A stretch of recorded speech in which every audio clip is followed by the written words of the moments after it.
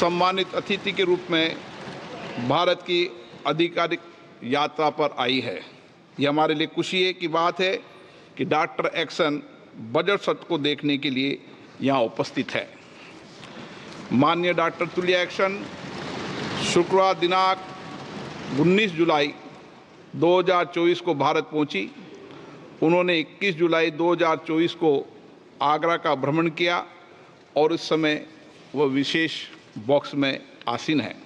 हम भारत में उनके सुखद और सफल प्रवास की कामना करते हैं। हम अंतर्संघीय संघ के प्रेसिडेंट के रूप में उनकी भूमिका के लिए सफलता की भी कामना करते हैं। उनके माध्यम से हम तंजानिया गणराज्य की संसद के सदस्यों, तंजानिया की सरकार तथा वहाँ की मित्र जनता को बधाई और शुभकामनाएं देते हैं। माननीय सदस्यगण, जैसा कि आपको समाचार भाग 2 के माध्यम से पहले ही सूचित किया जा चुका है कि माननीय वित्त मंत्री जी के बजट भाषण की प्रतियां हार्ड कॉपी के रूप में उपलब्ध कराई जाएगी। अतः बजट प्रस्तुत हो जाने के पश्चात माननीय सदस्य कृपया बजट भाषण की अपनी अपनी प्रति प्रकाशन काउंटर से प्राप्त कर लें। आपको ये भी सूचित किया जाता है कि माननीय मंत्री द्वारा बजट प्रस्तुत किए जाने के पश्चात बजट की प्रतियां आपको मेंबर्स पोर्टल के माध्यम से भी उपलब्ध करा दी जाएगी। माननीय वित्त मंत्री Shrimati Nirmala Sitharaman.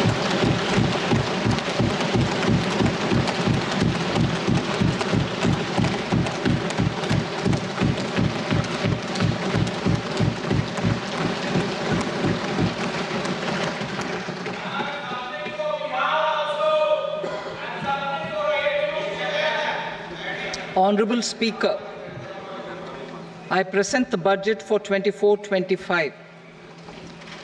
Introduction.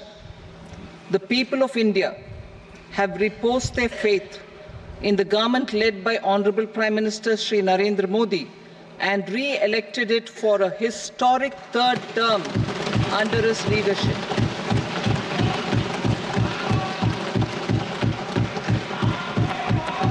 We are grateful for their support, faith, and trust in our policies. We are determined to ensure that all Indians, regardless of religion, caste, gender, and age, make substantial progress in realizing their life goals and aspirations. Global context. The global economy, while performing better than expected, is still in the grip of policy uncertainties.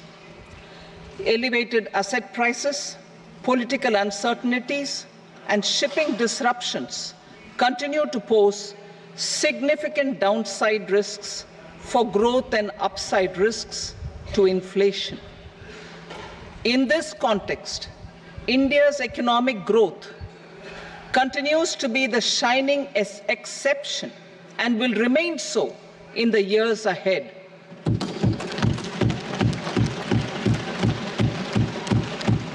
India's inflation continues to be low, stable, and moving towards the 4% target. Core inflation, that is non-food and non-fuel, currently is 3.1%. Steps are being taken to ensure supplies of perishable goods reach markets adequately. Interim budget. As mentioned in the interim budget, we need to focus on 4 major castes, namely the Garib, Mahilaye, Yuva, and Annadata, the poor, women, youth, and the farmer. For Annadata, we announced higher minimum support prices a month ago for all major crops, delivering on the promise of at least a 50% margin over costs. Pradhan Mantri Garib Kalyan Anna Yojana was extended for 5 years, benefiting more than 80 crore people. Administrative actions for approval and implementation of various schemes announced in the interim budget are well underway. The required allocations have been made. Budget theme. Turning attention to the full year and beyond in this budget, we particularly focus on employment, skilling, MSMEs, and the middle class. I am happy to announce the Prime Minister's package of 5 schemes and initiatives to facilitate employment, skilling, and other opportunities for 4.1 crore youth over a 5-year period, with a central outlay of 2 lakh crore rupees. I will speak about them shortly, while more details may be seen in the annexure.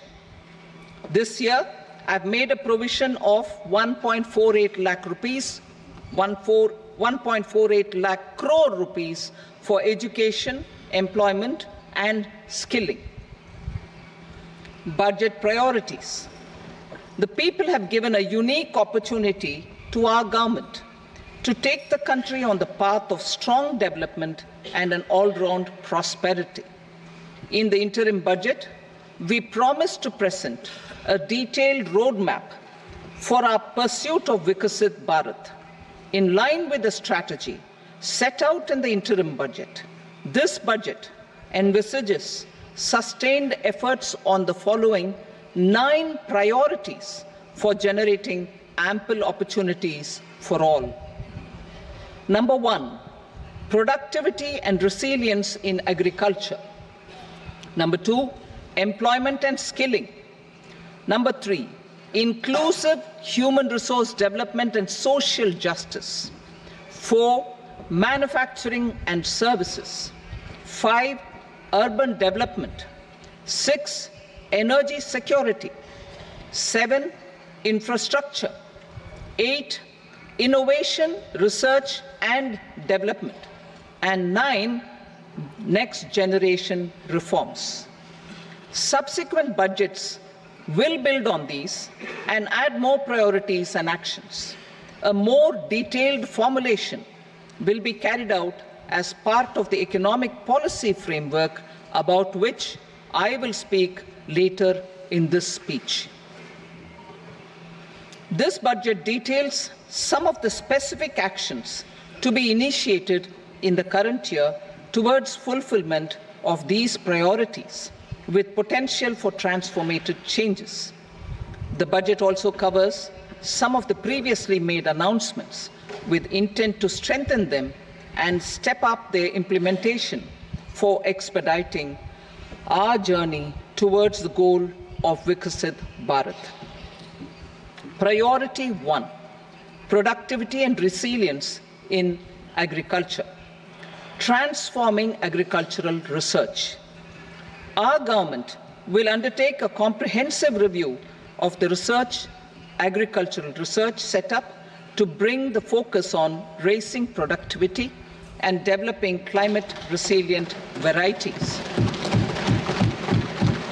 Funding will be provided in challenge mode, including to the private sector. Domain experts, both from the government and outside, will oversee the conduct of such research. Release of new varieties. New 109 high-yielding and climate-resilient varieties of 32 field and horticultural crops will be released for cultivation by farmers. Natural farming. In the next 2 years, 1 crore farmers across the country will be initiated into natural farming, supported by certification and branding. Implementation will be through scientific institutions and willing gram panchayats. 10,000 need-based bio-input resource centers will be established. Missions for pulses and oilseeds. For achieving self-sufficiency in pulses and oilseeds, We will strengthen their production, storage, and marketing. As announced in the interim budget, a strategy is being put in place to achieve Atmanirbharta for oil seeds such as mustard, groundnut, sesame, soybean, and sunflower. Vegetable production and supply chains. Large-scale clusters for vegetable production will be developed closer to major consumption centers. We will promote farmer-producer organizations, cooperatives, and startups for vegetable supply chains, including for collection and storage and marketing. Digital public infrastructure for agriculture. Buoyed by the success of the pilot project, our government, in partnership with the states, will facilitate the implementation of the digital public infrastructure in agriculture for coverage of farmers and their lands in 3 years. During this year, digital crop survey for Kharif using the DPI will be taken up in 400 districts. The details of 6 crore farmers and their lands will be brought into the farmer and land registries. Further, the issuance of Jan Samarth based Kisan credit cards will be enabled in 5 states. Shrimp production and export. Financial support for setting up a network of nucleus breeding centers for shrimp brood stocks will be provided. Financing for shrimp farming, processing, and export will be facilitated through NABARD.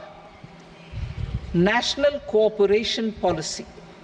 Our government will bring out a national cooperation policy for systematic, orderly, and all-round development of the cooperative sector, fast-tracking growth of rural economy and generation of employment opportunities on a large scale will be the policy goal.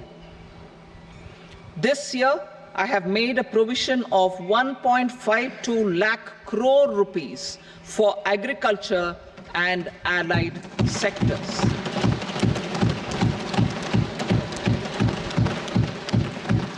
Priority 2, employment and skilling. Employment-linked incentive. Our government will implement following 3 schemes for employment-linked incentive as part of the Prime Minister's package.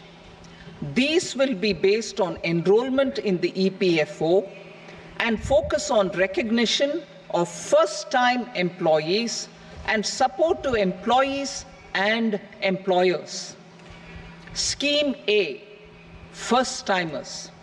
This scheme will provide 1 month wage to all persons newly entering the workforce in all formal sectors.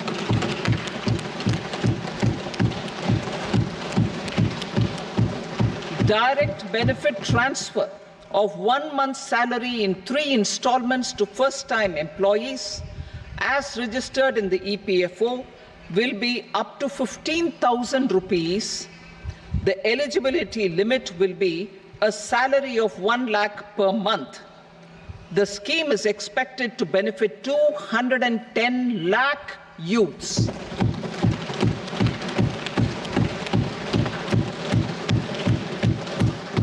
Scheme B, job creation in manufacturing. This scheme will incentivize additional employment in the manufacturing sector linked to the employment of first-time employees.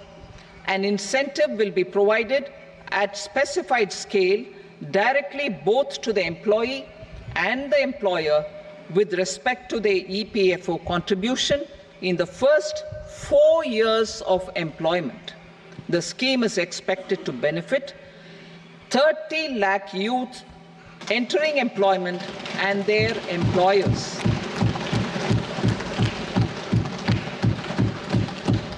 Scheme C, support to employers. This employer-focused scheme will cover additional employment in all sectors. All additional employment within a salary of 1 lakh rupee per month will be counted. The government will reimburse to employers up to 3,000 rupees per month for 2 years towards the EPFO contribution for each additional employee. The scheme is expected to incentivize additional employment of 50 lakh persons.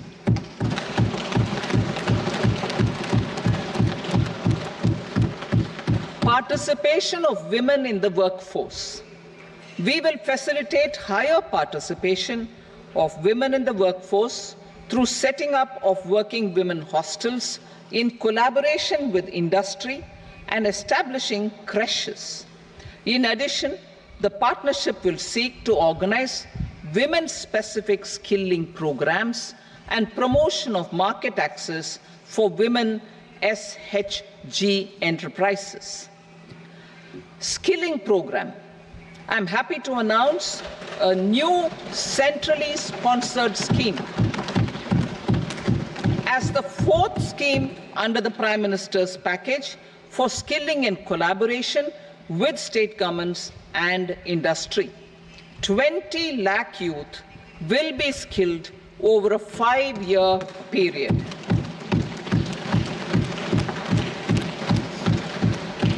"1,000 industrial training institutes will be upgraded in hub and spoke arrangements with outcome orientation. Course content and design will be aligned to the skill needs of industry, and new courses will be introduced for emerging needs." Skilling loans. The model skill loan scheme will be revised to facilitate loans up to 7.5 lakh rupees with a guarantee from a government-promoted fund. This measure is expected to help 25,000 students every year.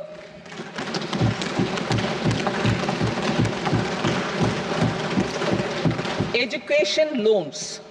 For helping our youth who have not been eligible for any benefit under government schemes and policies, I am happy to announce a financial support for loans up to 10 lakh rupees for higher education in domestic institutions.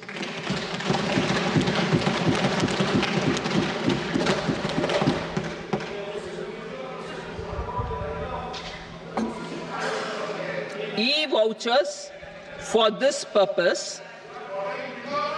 E-vouchers for this purpose will be given directly to 1 lakh students every year for annual interest subvention of 3% of the loan amount. Priority 3, inclusive human resource development and social justice. Saturation approach. Our government is committed to all-round, all-pervasive and all-inclusive development of people, particularly farmers, youth, women, and the poor. For achieving social justice comprehensively, the saturation approach of covering all eligible people through various programs, including those for education and health, will be adopted to empower them by improving their capabilities. Implementation of schemes meant for supporting economic activities by craftsmen, artisans, self-help groups, scheduled caste, scheduled tribe, and women entrepreneurs and street vendors such as the PM Vishwakarma, PM Swanidhi, National Livelihood Missions, and Stand Up India will be stepped up. Purvodaya. The states in the eastern part of the country are rich in endowments and have strong cultural traditions. We will formulate a plan, Purvodaya, for the all-round development of the eastern region of the country, covering Bihar, Jharkhand, West Bengal, Odisha, and Andhra Pradesh.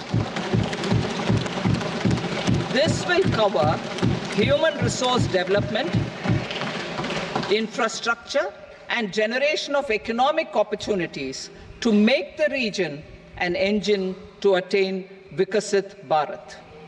On the Amritsar-Kolkata Industrial Corridor, we will support development of an industrial node at Gaya. This corridor will catalyze industrial development of the eastern region. The industrial node at Gaya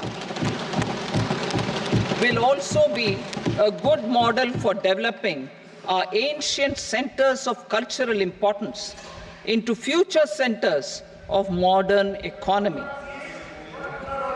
This model shall showcase Vikas B, Virasat B in our growth trajectory. We will also support development of road connectivity projects, namely 1. Patna-Purnia Expressway, 2. Buxar-Bhagalpur Expressway, 3. Bodh Gaya, Rajgir, Vaishali and Darbhanga spurs, and 4. Additional 2-lane bridge over River Ganga at Buxar at a total cost of 26,000 crore rupees.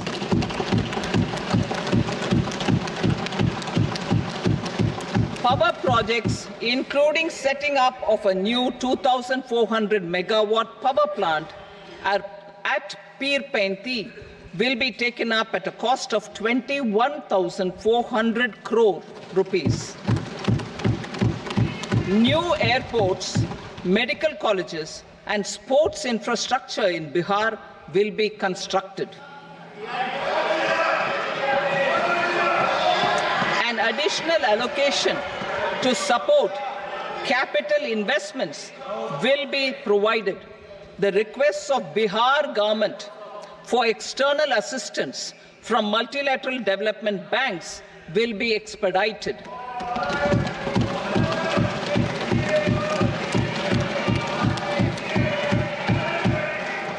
Andhra Pradesh Reorganization Act.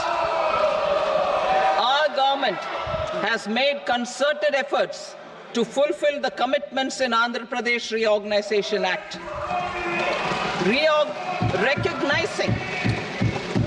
Recognizing the state's need for the capital, recognizing the state's need for a capital, we will facilitate special financial support through multilateral development agencies. In the current financial year, 15,000 crore rupees will be arranged with additional amounts in future years.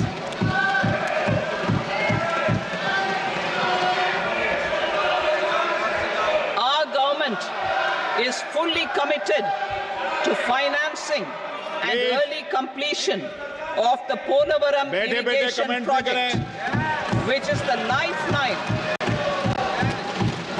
the lifeline for Andhra Pradesh and its farmers. This will facilitate our country's food security as well. Under the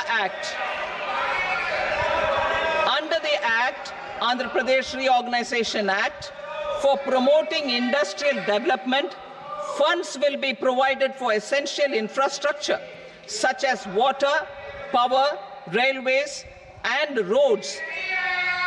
In Kopparthi node on the Visakhapatnam-Chennai Industrial Corridor and Varavakal node on the Hyderabad-Bangalore Industrial Corridor. An additional allocation will be provided this year towards capital investment for economic growth. Grants for backward regions of Rayalaseema, Prakasham, North Coastal Andhra, as stated in the Act, will be provided.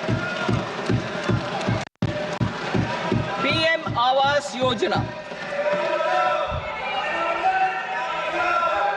3 crore additional houses under the PM Awas Yojana in rural and urban areas in the country have been announced for which the necessary allocations are being made. Women-led development. For promoting women-led development, the budget carries an allocation of more than 3 lakh crore for schemes benefiting women and girls. This signals our government's commitment for enhancing women's role in economic development. Pradhan Mantri Janjatiya Unnat Gram Abhiyan.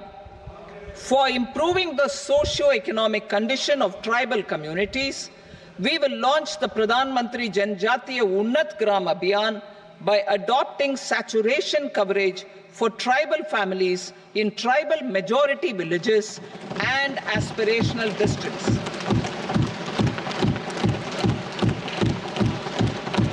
This will cover 63,000 villages, benefiting 5 crore tribal people. Bank branches in northeastern region. More than 100 branches of India Post Payment Bank will be set up in the northeast region to expand the banking services. This year, I have made a provision of 2.66 lakh crore rupees for rural development, including rural infrastructure. Priority 4, manufacturing and services, support for promotion of MSMEs. This budget provides special attention to MSMEs and manufacturing, particularly labor-intensive manufacturing. We have formulated a package covering financing, regulatory changes, and technology support for MSMEs to help them grow and also compete globally, as mentioned in the interim budget. I am happy to announce the following specific measures. Credit guarantee scheme for MSMEs in the manufacturing sector. For facilitating term loans to MSMEs for purchase of machinery and equipment without collateral or third-party guarantee, a credit guarantee scheme will be introduced. The scheme will operate on pooling of credit risks of such MSMEs. A separately constituted self-financing guarantee fund will provide to each applicant guarantee cover up to 100 crore rupees, while the loan amount may be larger. The borrower will have to provide an upfront guarantee fee and an annual guarantee fee on the reducing loan balance. New assessment model for MSME credit. Public sector banks will build their own in-house capability to assess MSMEs for credit instead of relying on external assessment. They will also take a lead in developing or getting developed a new credit assessment model based on the scoring of digital footprints of the MSMEs in the economy. This is expected to be a significant improvement over the traditional assessment of credit eligibility based only on asset or turnover criteria. That will also cover MSMEs without a formal accounting system. Credit support to MSMEs during stress period. I'm happy to announce a new mechanism for facilitating continuation of bank credit to MSMEs during their stress period while being in special mention account, SMA stage, for reasons beyond their control. MSMEs need credit to continue their business and to avoid getting into the NPA stage. Credit availability will be supported through a guarantee from a government-promoted fund. Mudra loans. The limit of Mudra loans will be enhanced to 20 lakh from the current 10 lakh for those entrepreneurs who have availed and successfully repaid previous loans under the Tarun category. Enhanced scope for mandatory onboarding in TREDS. For facilitating MSMEs to unlock their working capital by converting their trade receivables into cash, I propose to reduce the turnover threshold of buyers for mandatory onboarding on the TREADS platform from rupees 500 crore to 250 crore rupees. This measure will bring 22 more CPSCs and 7,000 more companies onto the platform. Medium enterprises will also be included in the scope of the suppliers. SIDBI branches in MSME clusters. SIDBI will open new branches to expand its reach to serve all major MSME clusters within 3 years and provide direct credit to them. With the opening of 24 such branches this year, the service coverage will expand to 168 out of 242 major clusters. MSME units for food irradiation, quality and safety testing. Financial support for setting up of 50 multi-product food irradiation units in the MSME sector will be provided.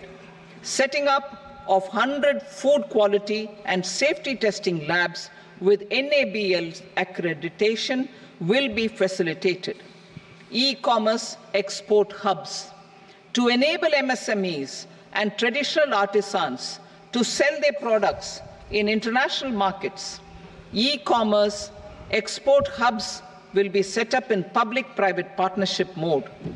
These hubs, under a seamless regulatory and logistic framework, will facilitate trade and export-related services under one roof. Measures for promotion of manufacturing and services. Internship in top companies. As the fifth scheme under Prime Minister's package, our government will launch a comprehensive scheme for providing internship opportunities in 500 top companies to 1 crore youth in 5 years. They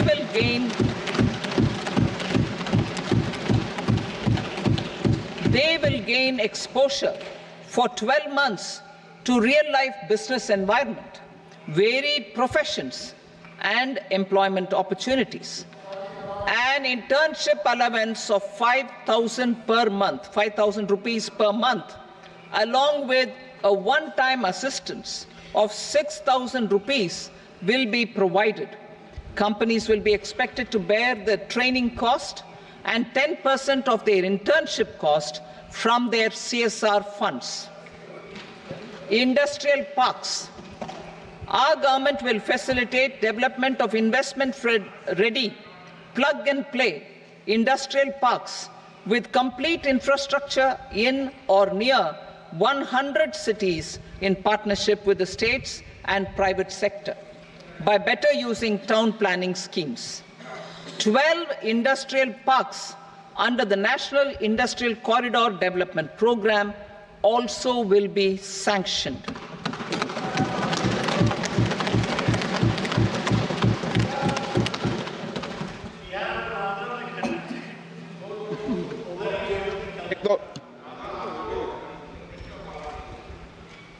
Veggie paper, no. Please, Petty.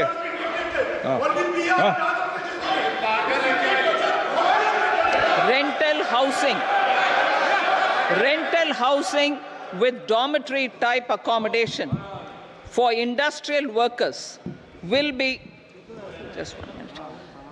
Rental housing, I repeat, rental housing with dormitory type accommodation for industrial workers will be facilitated in PPP mode with VGF support and commitment from anchor industries. Shipping industry, ownership, leasing and flagging reforms will be implemented to improve the share of Indian shipping industry and generate more employment. Critical mineral mission. We will set up a critical mineral mission for domestic production, recycling of critical minerals, and overseas acquisition of critical mineral assets. Its mandate will include technology development, skilled workforce, extended producer responsibility framework, and a suitable financing mechanism. Offshore mining of minerals. Our government will launch the auction of the first tranche of offshore blocks for mining, building on the exploration already carried out. Digital public infrastructure applications. Turning to the services sector, I propose development of DPI applications at population scale for productivity gains, business opportunities, and innovation by the private sector. These are planned in the areas of credit, e-commerce, education, health, law and justice, logistics, MSME service delivery, and urban governance. Integrated technology platform for IBC ecosystem. An integrated technology platform will be set up for improving the outcomes under the Insolvency Bankruptcy Code for achieving consistency, transparency, timely processing, and better oversight for all stakeholders. Voluntary closure of LLPs. The services of the Center for Processing Accelerated Corporate Exit, CPACE, will be extended for voluntary closure of LLPs to reduce the closure times. National Company Law Tribunals. The IBC has resolved more than 1,000 companies, resulting in direct recovery of 3.3 lakh crore to creditors. 3.3 lakh crore rupees to creditors. In addition, 28,000 cases involving over 10 lakh crore rupees have been disposed of even prior to admission. Appropriate changes to the IBC, reforms and strengthening of the tribunal and appellate tribunals will be initiated to speed up insolvency resolution. Additional tribunals will be established.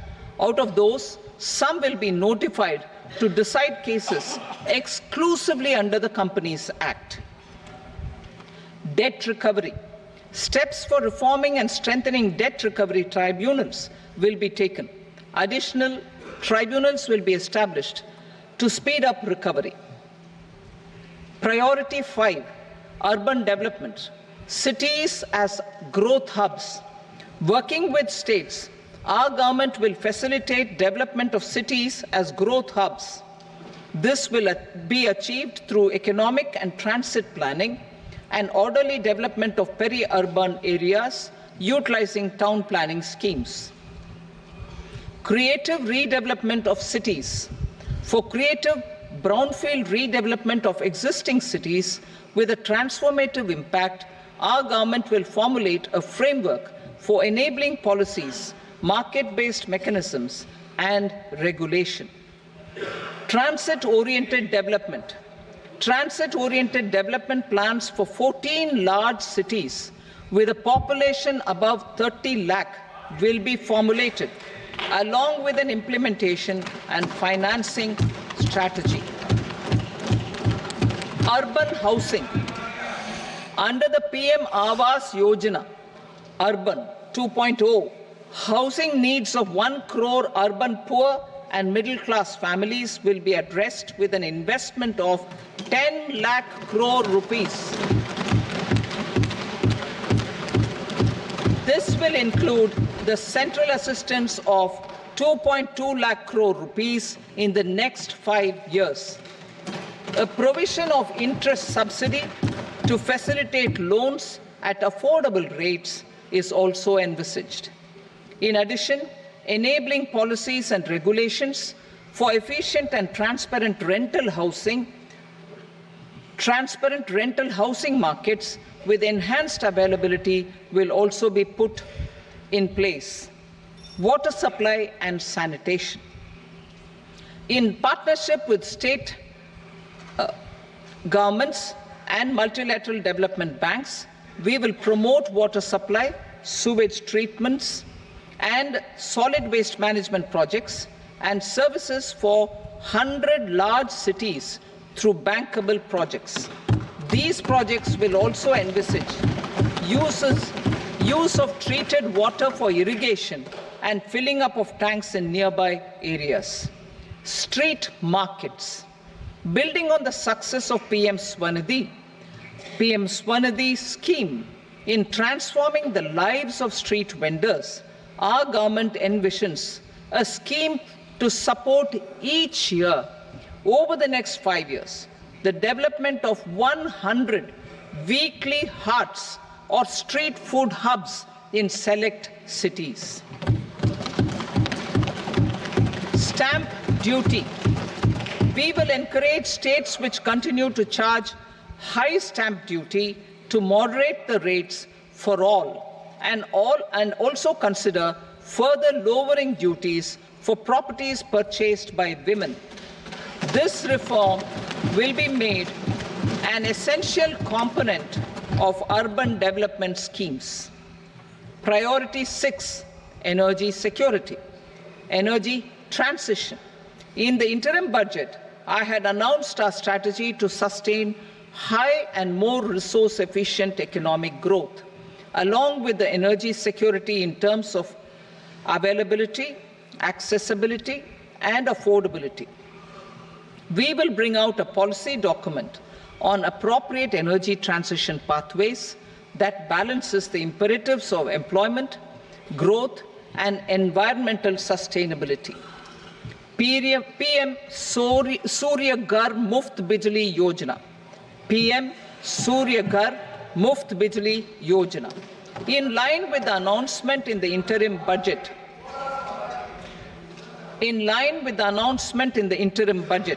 PM Surya Ghar Muft Bijli Yojana has been launched to install rooftop solar plants to enable 1 crore households obtain free electricity up to 300 units every month. The scheme has generated remarkable response with more than 1.28 crore registrations and 14 lakh applications, and we will further encourage it. Pumped storage policy. A policy for promoting pumped storage projects will be brought out for electricity storage and facilitating smooth integration of the growing share of renewable energy with its variable and intermittent nature in the overall energy mix. Research and development of small and modular nuclear reactors. Nuclear energy is expected to form a very significant part of the energy mix for Vikasit Bharat.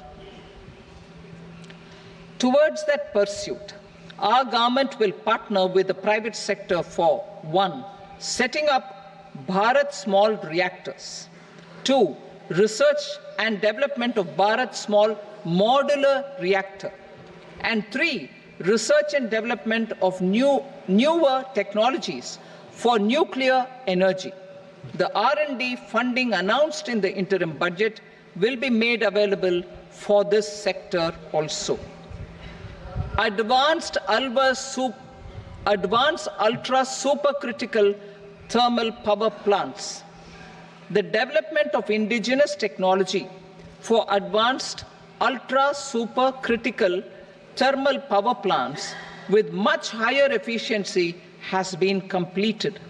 A joint venture between NTPC and BHEL will set up a full-scale 800 megawatt commercial plant using AUSC technology.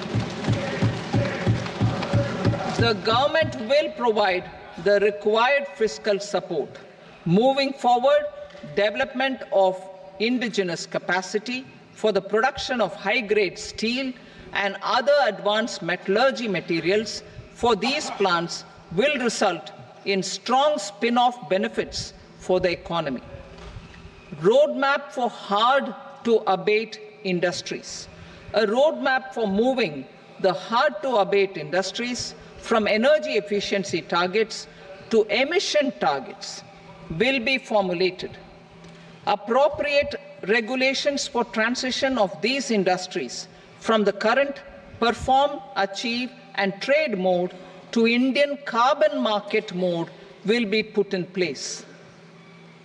Support to traditional micro and small industries. An investment-grade energy audit of traditional micro and small industries in 60 clusters, including brass and ceramic, will be facilitated.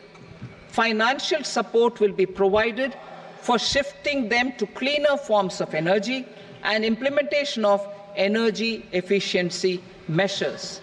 The scheme will be replicated in another 100 clusters in the next phase. Priority 7, infrastructure investment by central government. Significant investment the central government has made over the years in building and improving infrastructure has had a strong multiplier effect on the economy. We will endeavor to maintain strong fiscal support for infrastructure over the next 5 years in conjunction with imperatives of other priorities and fiscal consolidation. This year, I have provided 11,11,111 crore rupees for capital expenditure. This would be 3.4% of our GDP. Infrastructure investment by state governments. We will encourage states to provide support of similar scale for infrastructure, subject to their development priorities. A provision of 1.5 lakh crore rupees for long-term interest-free loans have been made this year also to support the states in their resource allocation. Private investment in infrastructure. Investment in infrastructure by private sector will be promoted through viability gap funding and enabling policies and regulations. A market-based financing framework will be brought out. Pradhan Mantri Gram Sadak Yojana, Phase 4 of the PMGSY will be launched to provide all-weather connectivity to 25,000 rural habitations, which have become eligible in view of their population increase. Irrigation and flood mitigation. Bihar has frequently suffered from floods, many of them originating outside the country. Plans to build flood control structures in Nepal are yet to progress. Our government, through the Accelerated Irrigation Benefit Program and other sources, will provide financial support for projects with estimated cost of 11,500 crore rupees,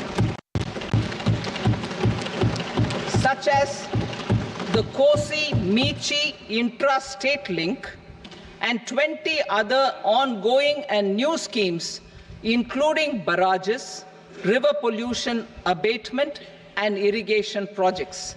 In addition, survey and investigation of Kosi-related flood mitigation and irrigation projects will be undertaken.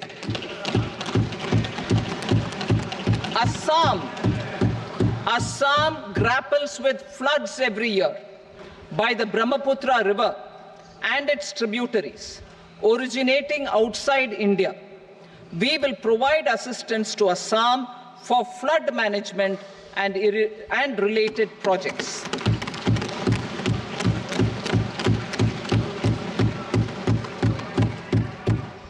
Himachal Pradesh suffered extensive losses due to floods last year. Our government will provide assistance to the state for reconstruction and rehabilitation through multilateral development assistance.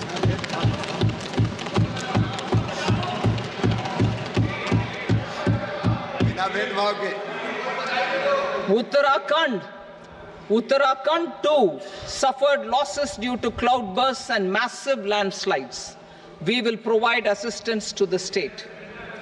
Recently, Sikkim witnessed devastating flash floods and landslides that wreaked havoc across the state. Our government will provide assistance to the state. Tourism. Tourism has always been a part of our civilization.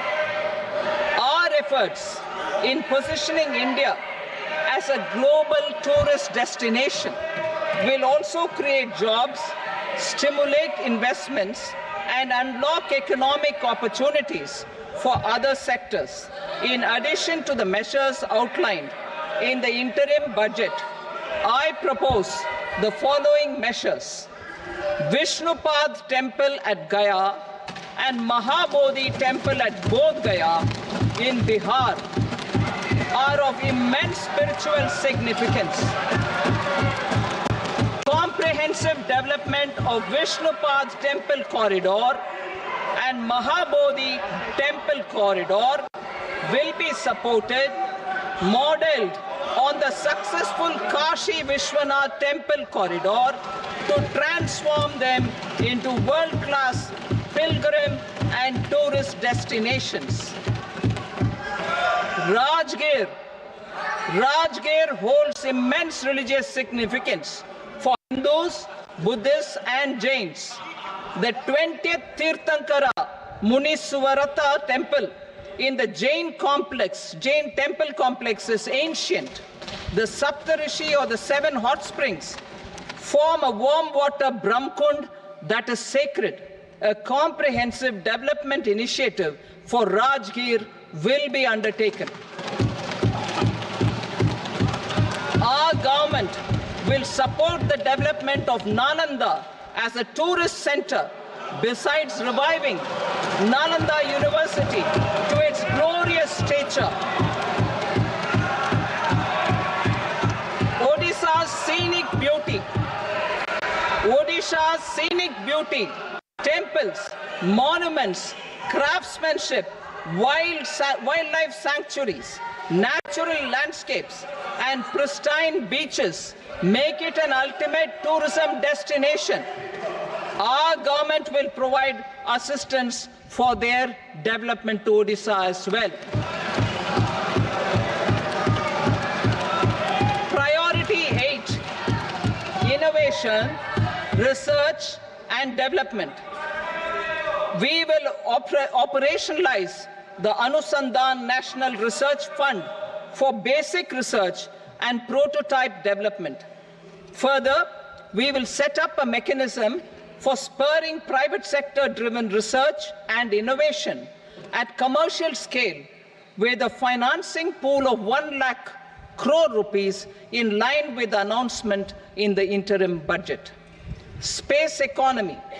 With our continued emphasis on expanding the space economy by 5 times in the next 10 years, a venture capital fund of 1,000 crore rupees will be set up. Priority 9, next generation reforms. Economic policy framework. We will formulate an economic policy framework to delineate the overarching approach to economic development and set the scope of the next generation of reforms for facilitating employment opportunities and sustaining high growth. Our government will initiate and incentivize reforms for 1. Improving productivity of factors of production, and 2. Facilitating markets and sectors to become more efficient. These reforms will cover all factors of production, namely land, labor, capital, and entrepreneurship, and technology as an enabler of improving total factor productivity and bridging inequality. Effective implementation of several of these reforms requires collaboration between the center and the states and building consensus as development of the country lies in development of the states. For promoting competitive federalism and incentivizing states for faster implementation of reforms, I propose to earmark a significant part of the 50-year interest-free loan. Working with the states, we will initiate the following reforms.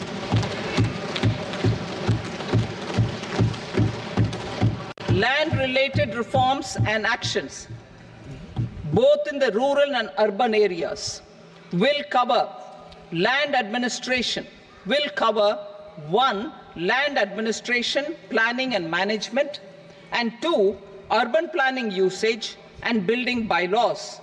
These will be incentivized for completion within the next 3 years through appropriate fiscal support. Rural land-related actions. Rural land-related actions will include 1. Assignment of unique land parcel identification number, UL PIN, or Bhu Aadhaar for all lands. 2. Digitization of cadastral maps. 3. Survey of subdivisions, survey of map subdivisions as per current ownership. 4. Establishment of land registry. And 5. Linking to the farmers registry. These actions will also facilitate credit flow and other agricultural services. Urban land-related actions. Land records in urban areas will be digitized with GIS mapping. An IT-based system for property record administration, updating, and tax administration will be established. These will also facilitate improving the financial position of urban local bodies. Labor-related reforms. Services to labor. Our government will facilitate the provision of a wide array of services to labor, including those for employment and skilling. A comprehensive integration of e-Shram portal with other portals will facilitate such one-stop solution. Open architecture databases for the rapidly changing labor market, skill requirements, and available job roles, and a mechanism to connect job aspirants with potential employers and skill providers will be covered in these services. Shram Suvidha and Samadhan portal. Shram Suvidha and Samadhan portal will be revamped to enhance ease of compliance for industry and trade. Capital and entrepreneurship related reforms, financial sector vision and strategy. For meeting financing needs of the economy, our government will bring out a financial sector vision and strategy document to prepare the sector in terms of size, capacity, and skills. This will set the agenda for the next 5 years and guide the work of the government, regulators, financial institutions, and market participants. Taxonomy for climate finance. We will develop taxonomy for climate finance for enhancing the availability of capital for climate adaptation and mitigation. This will support achievement of the country's climate commitments and green transition. Variable capital company structure. We will seek the required legislative approval for providing an efficient and flexible mode for financing leasing of aircrafts and ships and pooled funds of private equity through a variable company structure. Foreign direct investments and overseas investment. The rules and regulations for foreign direct investment and overseas investments will be simplified to 1. Facilitate foreign direct investments, 2. Nudge prioritization, and 3. Promote opportunities for using Indian rupee as a currency for overseas investment. NPS Vatsalya. NPS Vatsalya, a plan for contribution by parents and guardians for minors, will be started. On attaining the age of majority, the plan can be converted seamlessly into a normal NPS account. Use of technology. We have successfully used technology for improving productivity and bridging inequality in our economy during the past 10 years. Public investment in digital infrastructure and innovations by the private sector have helped in improving access of all citizens, particularly the common people, to market resources, education, health and services. We will step up adoption of technology towards digitalization of the economy. Ease of doing business. For enhancing ease of doing business, we are already working on the Jan Vishwas Bill 2.0. Further, states will be incentivized for implementation of the business reforms, action plans, and digitalization. Data and statistics. For improving data governance, collection, processing and management of data and statistics, different sectoral databases, including those established under the Digital India Mission, will be utilized with active use of technology tools. New pension scheme. The committee to review the NPS has made considerable progress in its work. I am happy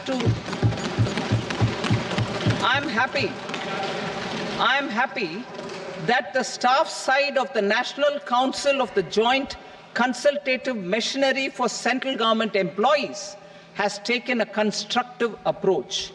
A solution will be evolved which addresses the relevant issues while maintaining fiscal prudence to protect the common citizens. Budget estimates for 24-25. For the year 24-25, total receipts other than borrowings and the total expenditure are estimated at 32.07 lakh crore rupees and 48.21 lakh crore rupees respectively. The net tax receipts are estimated at 25.83 lakh crore rupees. The fiscal deficit is estimated at 4.9% of the GDP.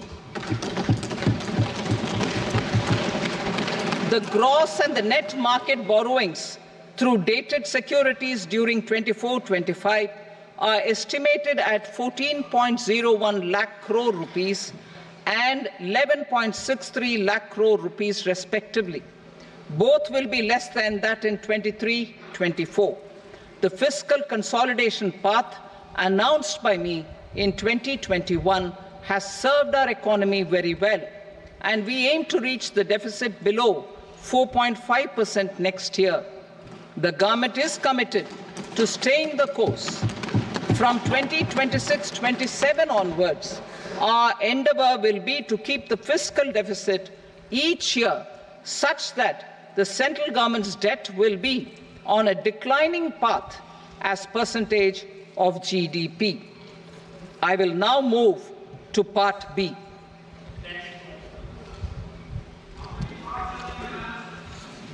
Indirect taxes. Sir, I start with GST. It has decreased tax incidence on the common man, reduced compliance burden and logistics cost for trade and industry, and enhanced revenues of the central and the state governments. It is a success of vast proportions. To multiply the benefits of GST, we will strive to further simplify and rationalize the tax structure and endeavor to expand it to the remaining sectors. My proposals for customs duties intend to support domestic manufacturing, deepen local value addition, promote export competitiveness, and simplify taxation while keeping the interest of the general public and consumers surmount. In Budget 22-23, we reduced the number of customs duty rates.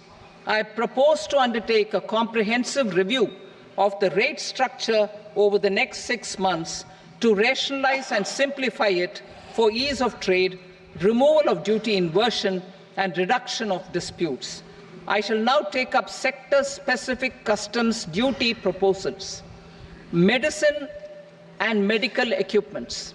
To provide relief to cancer patients, I propose to fully exempt 3 more medicines from customs duties.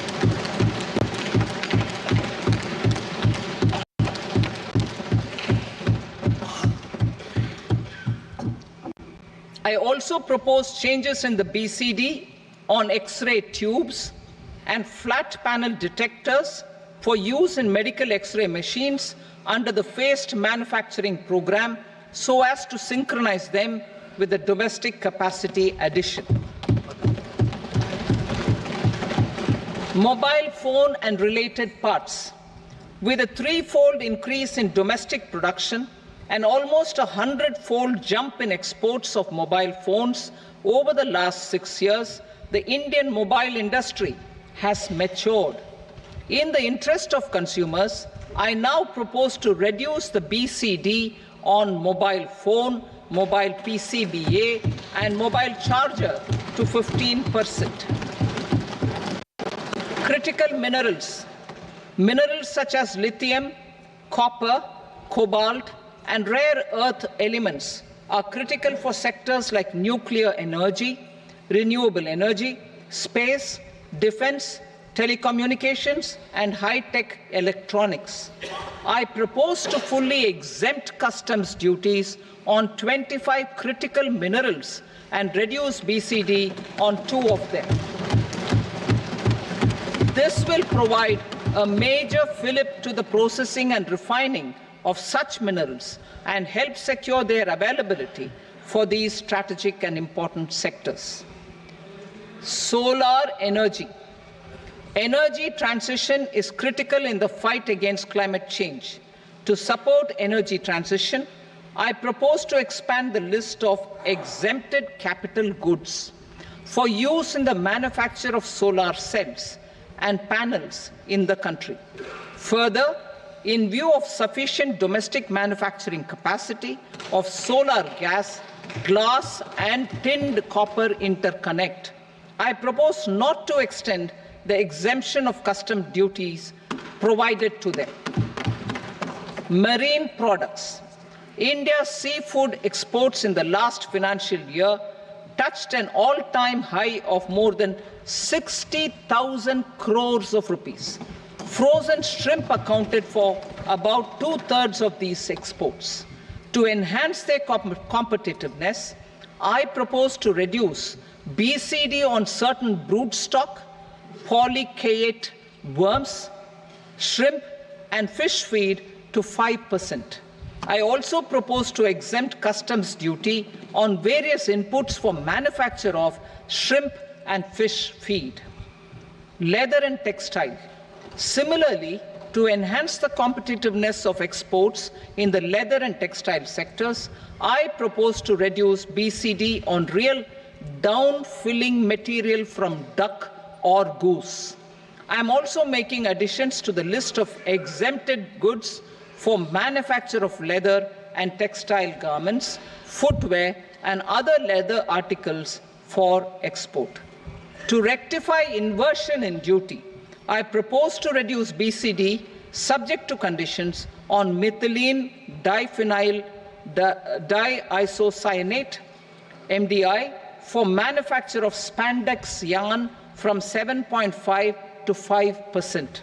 Furthermore, the export duty structure on raw hides, skin, and leather is proposed to be simplified and rationalized. Precious metals.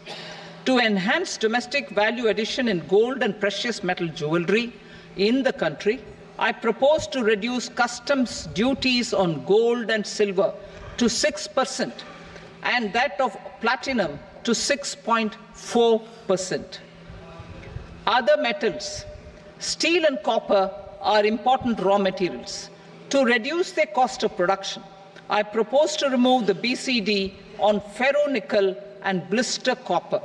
I am also continuing with nil BCD on ferrous scrap and nickel cathode and concessional BCD of 2.5% on copper scrap. Electronics. To increase value addition in the domestic electronics industry, I propose to remove the BCD subject to conditions on oxygen-free copper, for manufacture of resistors. I also propose to exempt certain parts for manufacture of connectors. Chemicals and petrochemicals. To support existing and new capacities in the pipeline, I propose to increase the BCD on ammonium nitrate from 7.5% to 10%. Plastics. PVC flex banners are non-biodegradable and hazardous for environment and health. To curb their imports, I propose to raise the BCD on them from 10 to 25%. Telecommunication equipment. To incentivize domestic manufacturing, I propose to increase the BCD from 10 to 15% on PCBA of specified telecom equipment. Trade facilitation. To promote domestic aviation and boat and ship MRO, I propose to extend the period for export of goods imported for repairs from 6 months to 1 year. I'll read that again. To promote domestic aviation and boat and ship maintenance, repair and operations, I propose to extend the period for export of goods imported for repairs from 6 months to 1 year. In the same vein, I propose to extend the time limit for re-import of goods for repairs under warranty from 3 to 5 years. I now move to direct taxes. We will continue our efforts to simplify taxes, improve taxpayer services, provide tax certainty, and reduce litigation while enhancing revenues for funding the development and welfare schemes of the government. It has been our endeavor to simplify taxation. We have taken a number of measures in the last few years, including introduction of simplified tax regimes without exemptions and deductions for corporate tax and for personal income tax. This has been appreciated by taxpayers. 58% of corporate tax came from the simplified tax regime in the financial year 22-23. Similarly, as per data available till now, for the last fiscal, more than 2/3 have availed the new personal income tax regime. Comprehensive review of the Income Tax Act. I am now announcing a comprehensive review of the Income Tax Act 1961. The purpose is to make the Act concise, lucid, easy to read and understand. This will reduce disputes and litigation, thereby providing tax certainty to the taxpayers. I will also bring down the demand embroiled in litigation. It is proposed to be completed in 6 months. A beginning is being made in the Finance Bill by simplifying the tax regime for charities, tedious rate structures, provisions of reassessment and such provisions, and capital gains taxation. Simplification for charities and tedious. Two tax exemption regimes. The two tax exemption regimes for charities are proposed to be merged into one. The 5% tedious rate on many payments is being merged into the 2% tedious rate, and the 20% tedious rate on repurchase of units by mutual funds or UTI is being withdrawn. Tedious rate on e-commerce operators is proposed to be reduced from 1 to 0.1%. Moreover, credit of TCS is proposed to be given in the TDS to be deducted on salary. Further, I propose to decriminalize delay for payment of TDS up to the due date of filing statement for the same.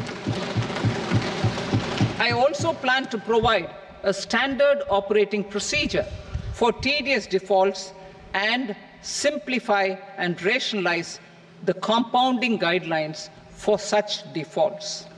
Simplification of reassessment. I propose to thoroughly simplify the provisions for reopening and reassessment. An assessment hereinafter can be reopened beyond 3 years from the end of the assessment year only if the escaped income is 50 lakh rupees or more, up to a maximum period of 5 years from the end of the assessment year. Even in such cases, a time limit of 6 years before the year of the search, as against the existing time limit of 10 years, is being proposed. This will reduce tax uncertainty and disputes. Simplification and rationalization of capital gains. Capital gains taxation is also proposed to be hugely simplified. Short-term gains on certain financial assets shall henceforth attract a tax rate of 20%, while that on all other financial assets and all non-financial assets shall continue to attract the applicable tax rate. Long-term gains on all financial and non-financial assets, on the other hand, will attract a tax rate of 12.5%. For the benefit of the lower and the middle income classes, I propose to increase the limit of exemption of capital gains on certain financial assets to 1.25 lakh rupees per year. Listed financial assets held for more than a year will be classified as long-term, while unlisted financial assets and all non-financial assets will have to be held for at least 2 years to be classified as long-term. Unlisted bonds and debentures, debt mutual funds, and market-linked debentures, irrespective of holding period, however, will attract tax on capital gains at applicable rates. Taxpayer services. All the major taxpayer services under GST and most services under customs and income tax have been digitalized. All remaining services of customs and income tax, including rectification and order giving effect to appellate orders, shall be digitalized and made paperless over the next 2 years. Litigation and appeals. While our concerted efforts to reduce pendency of appeals at various appellate fora are beginning to show good results, it will continue to engage our highest attention. To dispose of the backlog of first appeals, I plan to deploy more officers to hear and decide such appeals, especially those with large tax effect. For resolution of certain income tax disputes pending in appeal, I am also proposing Vivad Se Vishwas Scheme 2024. Further, I propose to increase monetary limits for filing appeals related to direct taxes, excise, and service tax in the tax tribunals, high courts, and Supreme Court to 60 lakh rupees, 2 crore rupees, and 5 crore respectively.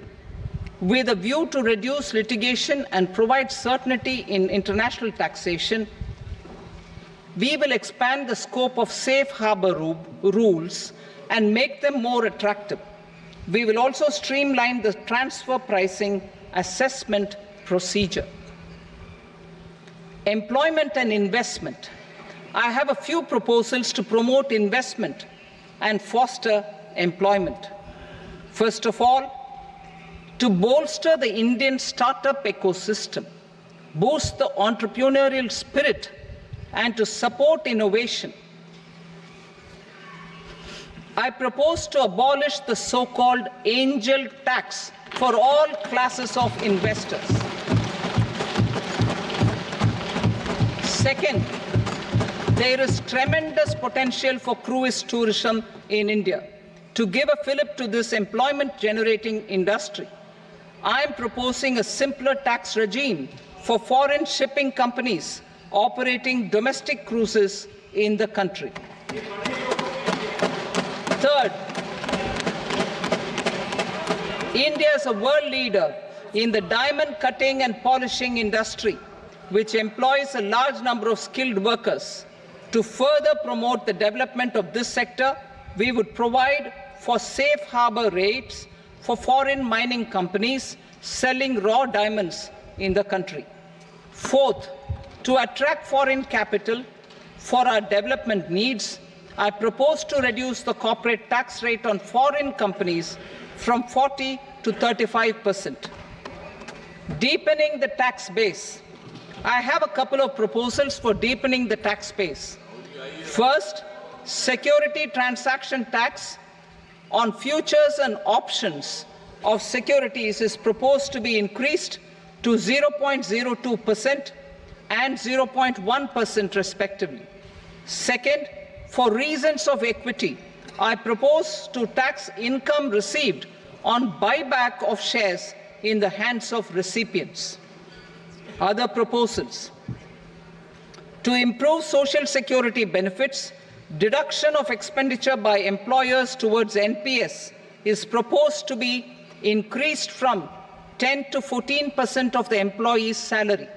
Similarly, deduction of this expenditure up to 14% of salary from the income of employees in private sector, public sector banks and undertakings opting for the new tax regime is proposed to be provided.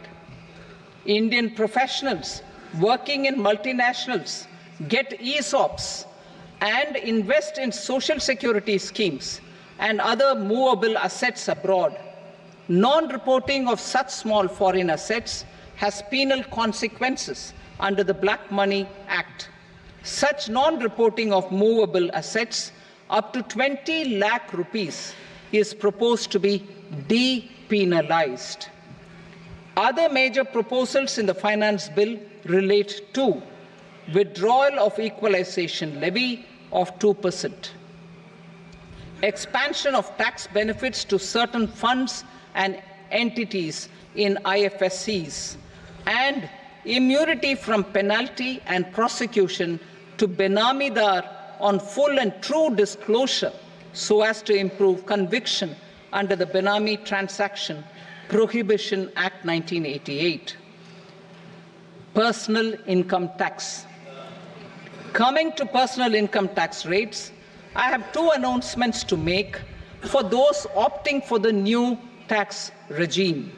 First, the standard deduction for salaried employees is proposed to be increased from 50,000 to 75,000 rupees.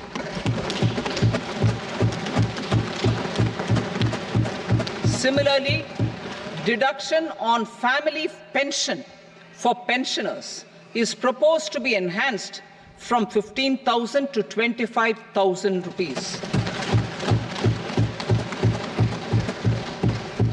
This will provide relief to about 4 crore salaried individuals and pensioners.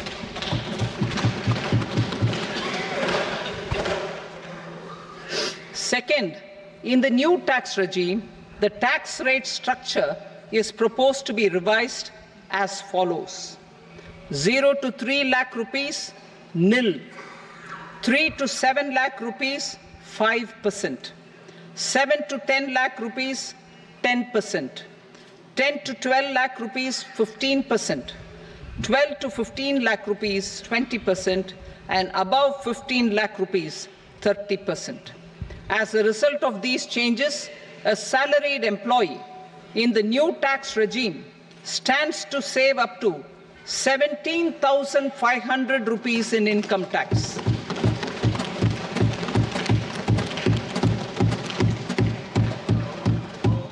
Apart from these, I am also making some other changes as given in the annexure. As a result of these proposals, revenue of about 37,000 crore, that is 29,000 crore in direct taxes and 8,000 crore in indirect taxes, will be foregone, while revenue of about 30,000 crore rupees will be additionally mobilized. Thus, the total revenue foregone is about 7,000 crores annually. Mr. Speaker, sir, with this, I commend the budget to this august House. Jai Hind.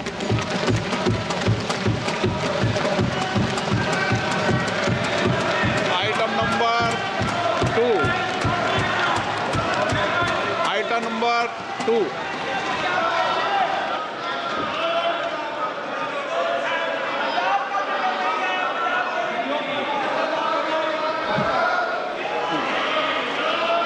Sir, with your permission, I rise to lay on the table the following statements under Section 3 of the Fiscal Responsibility and Budget Management, FRBM Act 2003, medium-term fiscal policy cum fiscal policy strategy statement and macroeconomic framework statement. Item number 3. Sir, with your permission, I rise to move for leave to introduce the Finance Number 2 Bill 2024. प्रश्न ये कि विधेयक को पुनर्स्थापित करने की अनुमति प्रदान की जाए। जो सदस्य इसके पक्ष में हाँ कहें, जो सदस्य विरोध में ना कहें। मेरे विचार में निर्णय हाँ वालों के पक्ष में अनुमति प्रदान की जाती है। माननीय मंत्री जी, अब विधेयक पुनर्स्थापित करें। Sir, I introduce the bill. Item number 4. The Union Territory of Jammu and Kashmir budget. Sir, I rise to present a statement, Hindi and English versions, of the estimated receipts and expenditure of the Union Territory of Jammu and Kashmir for the year 24-25. सभा की कार्रवाई कल बुधवार दिनांक 24 जुलाई 2024 को प्राप्त 11 बजे तक के लिए स्थगित की जाती है।